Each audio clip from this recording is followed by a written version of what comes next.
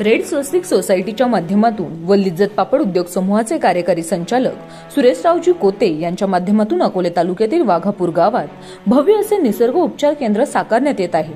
काही दिवसांपूर्वी या ठिकाणची औपचारिक पाहणी करण्यात आली होती।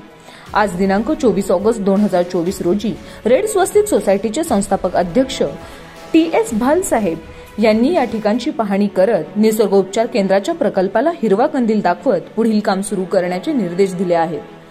या निसर्गोपचार केंद्राने अकोले तालुक्याच्या विकासात मोठी भर पडणार आहे। यावेळी रेड स्वस्तिकचे राष्ट्रीय अध्यक्ष सुरेशरावजी कोते यांच्या समवेत वर्किंग चेअरमन भगवान राऊत, बिपिनभाई पटेल, KB गवळी, SV सुवर्णकार, नारायण क्षीरसागर, प्रशांत सारडा आदींसमवेत गावातील ग्रामस्थांची मोठ्या संख्येने उपस्थिती होती।